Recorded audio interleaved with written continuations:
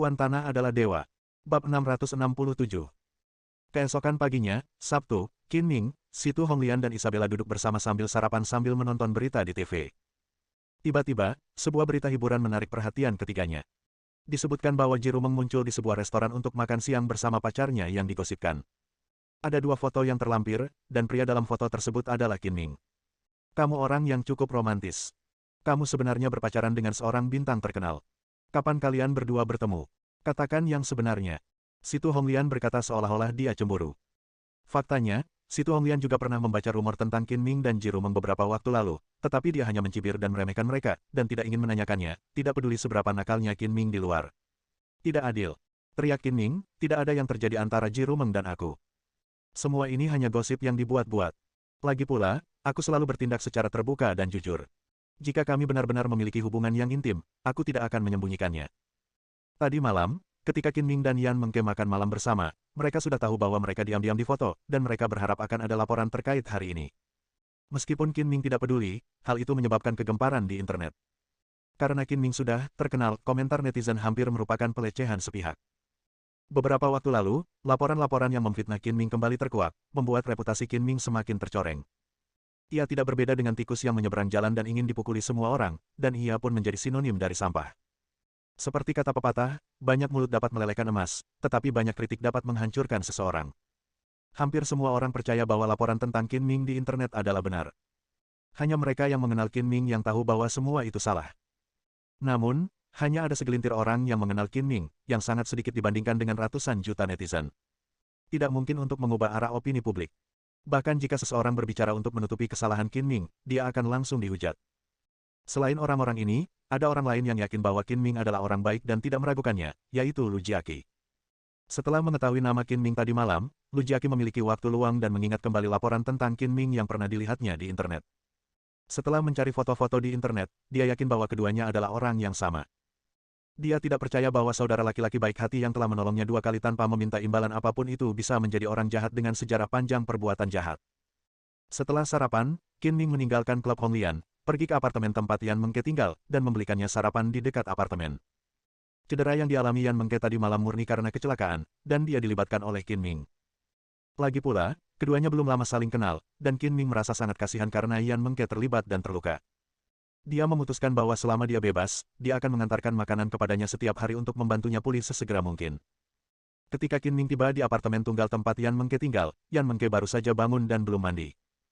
Dia tidak memakai riasan apapun, rambutnya sedikit berantakan, dia mengenakan piyama dan sandal katun, dan dia terlihat sangat malas, tetapi kulitnya jelas jauh lebih baik daripada saat dia terluka tadi malam. Aku membawakan sarapan untukmu. Sarapannya masih hangat. Ayo makan.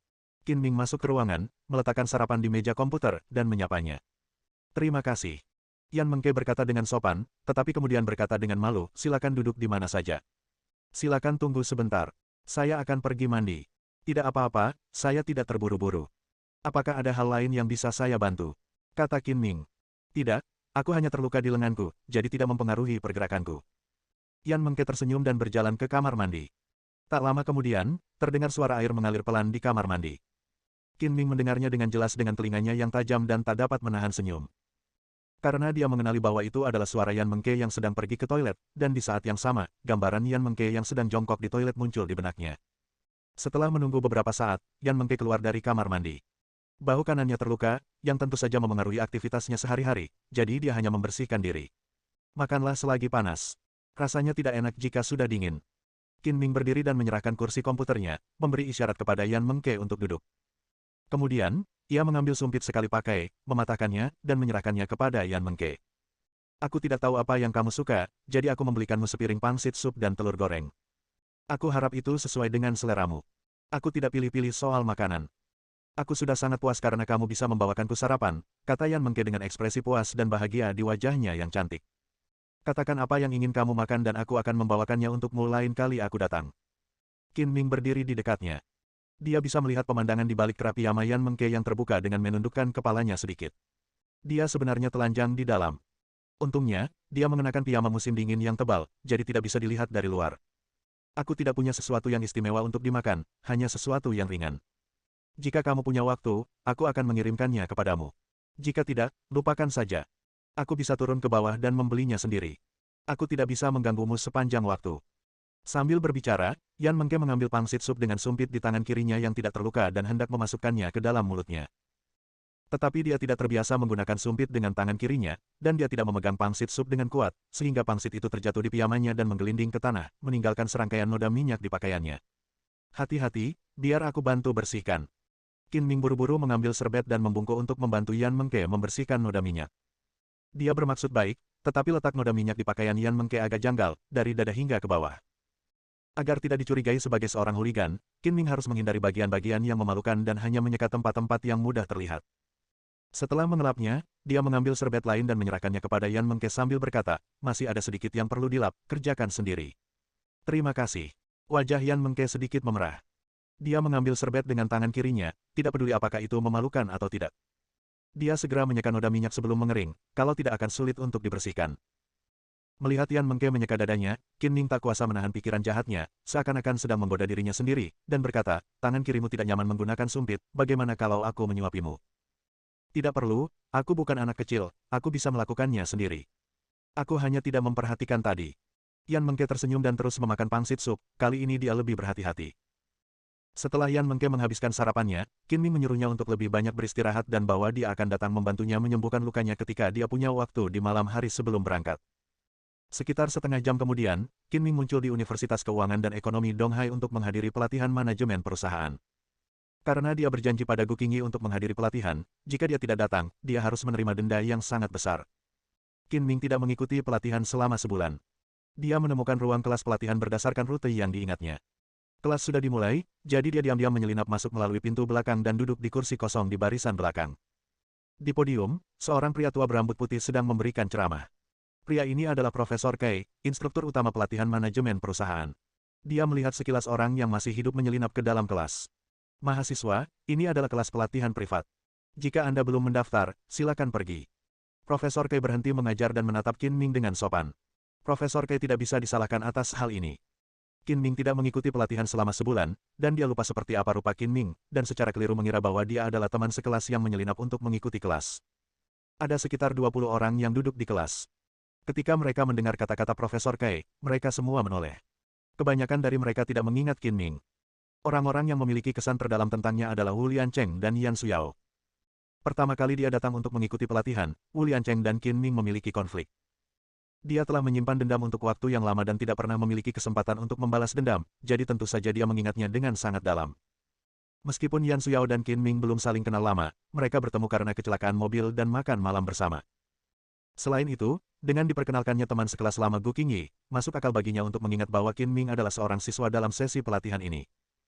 Guru, saya seorang peserta pelatihan, tetapi saya tidak menghadiri pelatihan selama sebulan karena beberapa hal. Qin Ming menjelaskan. Benarkah? Profesor Kai tampaknya masih belum mengingat Qin Ming, dan mengalihkan pandangan bertanya kepada Yan Suyao, asisten pelatihan. Yan Suyao mengangguk, lalu berdiri dan berkata, dia memang seorang peserta pelatihan dalam sesi pelatihan ini, namanya Qin Ming. Maaf, saya tidak punya kesan apapun tentang Anda, jadi saya tidak mengenali Anda. Saya benar-benar minta maaf. Profesor Kai meminta maaf, ingatlah untuk sering datang ke pelatihan di masa mendatang, dan mintalah Suyao untuk memberikan materi kuliah yang Anda lewatkan. Jika Anda memiliki pertanyaan, Anda dapat bertanya kepadanya atau saya secara pribadi. Bagaimana sikapmu? Kamu belum mengikuti pelatihan selama sebulan. Beraninya kamu datang ke sini. Ini bukan tempat di mana kamu bisa datang dan pergi sesuka hati. Pada saat ini, suara aneh dan sumbang terdengar, dan pemilik suara itu adalah Wu Liancheng. Qin Ming mengabaikan Wu Liancheng dan meminta maaf, saya minta maaf karena telah membuang-buang waktu belajar semua orang. Profesor, silakan lanjutkan. Wu Liancheng tidak berniat membiarkan Qin Ming lolos begitu saja, dan terus mencibir, ada desas-desus di internet bahwa kamu bajingan. Hari ini aku melihat bahwa karaktermu benar-benar tidak begitu bagus. Kamu bergabung dengan kami untuk pelatihan hanya akan menurunkan standar kami. Aku sarankan kamu untuk pergi secepatnya. Wu Liancheng berdiri dan berkata dengan tegas, saya sarankan agar dia diusir dan tidak boleh masuk ke ruang pelatihan lagi. Jangan biarkan apel busuk merusak seluruh panci sup. Apakah Anda setuju dengan saran saya? Maksud Wu Liancheng sangat jelas.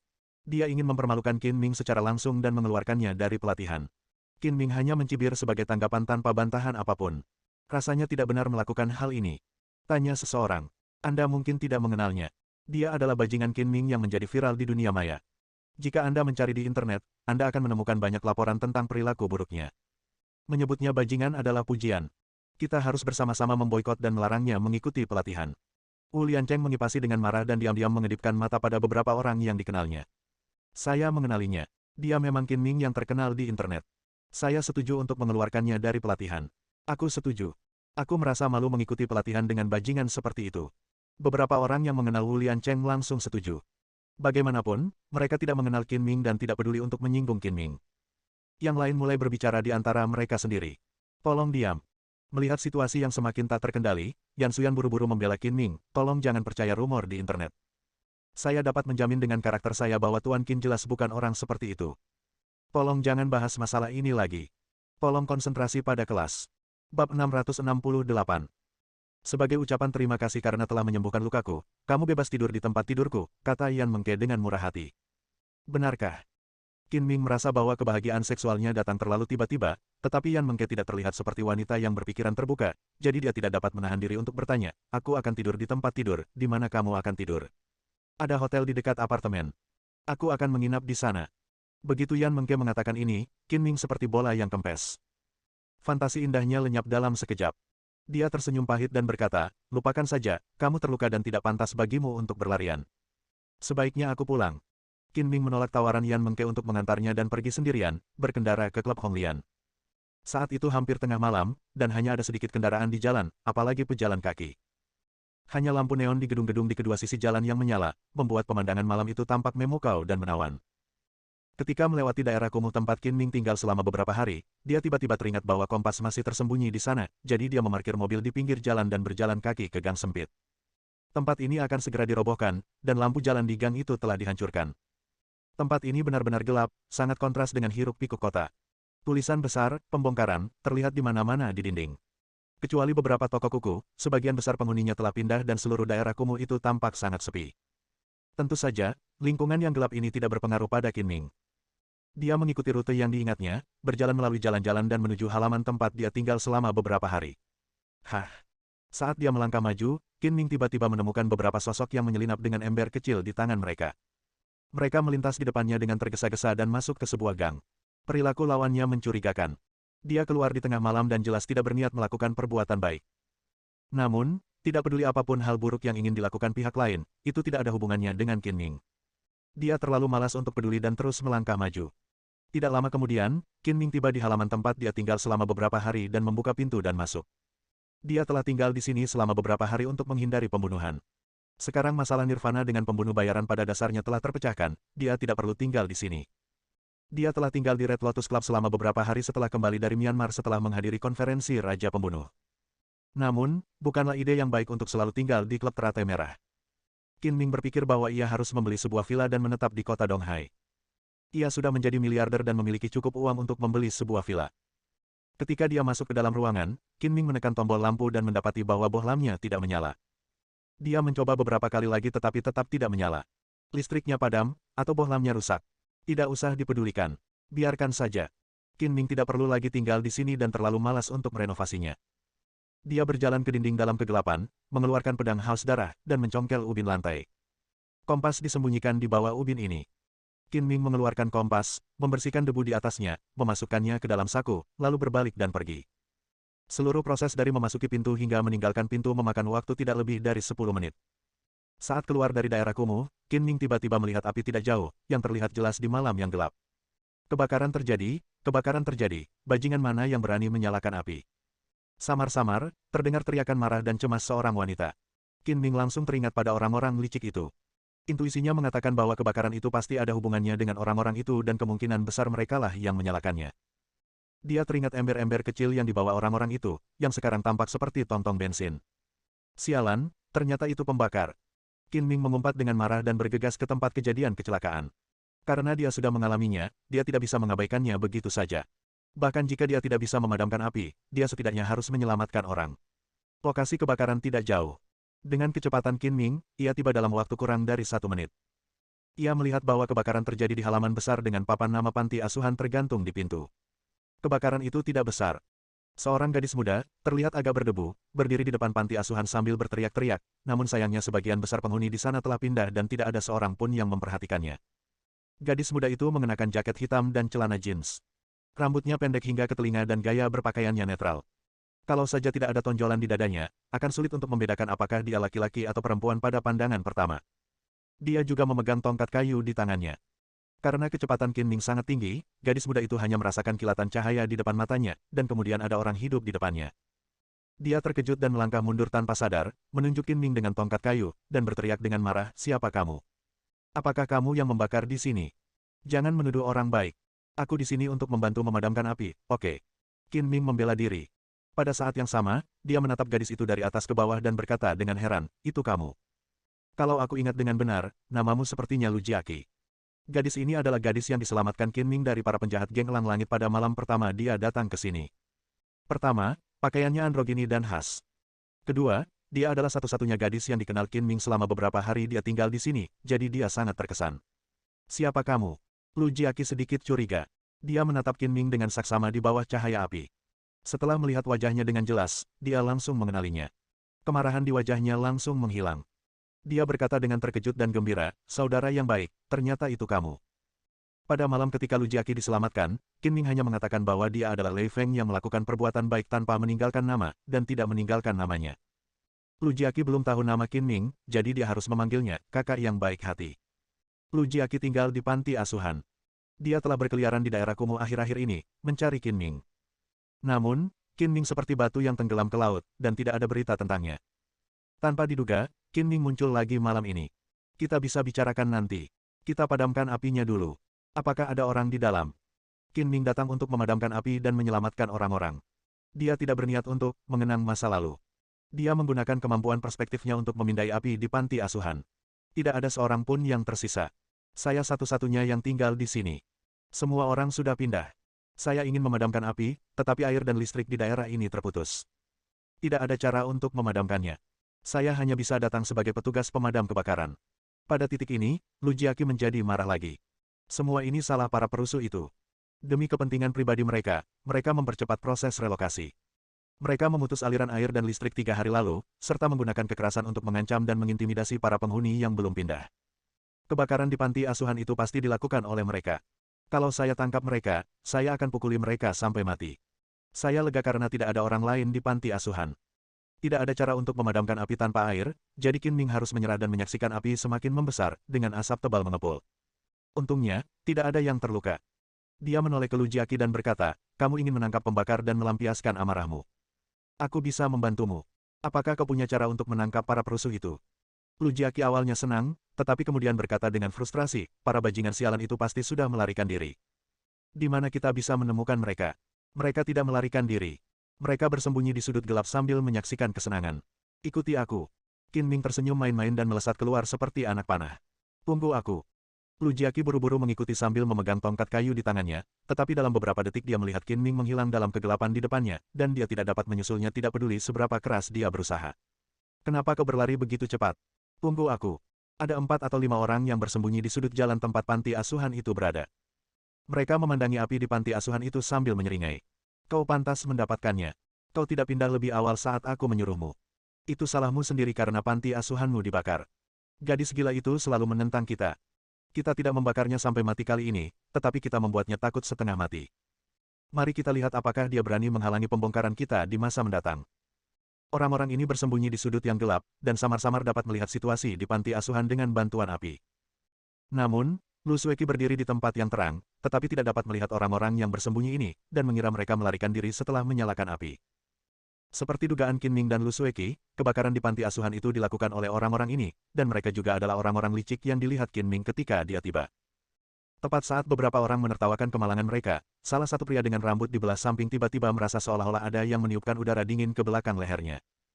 Ia buru-buru berbalik, hanya untuk mendapati bahwa di belakangnya gelap gulita, bahkan tidak ada hantu yang terlihat. Ketika dia berbalik dan mengobrol dengan orang lain sebentar, dia merasakan angin sejuk di belakang lehernya lagi, tetapi tetap tidak melihat hantu. Dia pikir itu lelucon dari salah satu kaki tangannya, jadi dia mendorong pemuda berambut panjang di sebelahnya dan berkata, "Rambut panjang, berhentilah mengerjaiku dan mengolok-olokku. Kenapa kau meniupkan udara dingin ke leherku tanpa alasan? Aku tidak gay." Mendengar hal itu, pemuda bernama Chang Mo itu langsung bingung dan berkata dengan tidak senang, "Aku hanya sedang bosan jadi aku meniupkan udara dingin ke lehermu.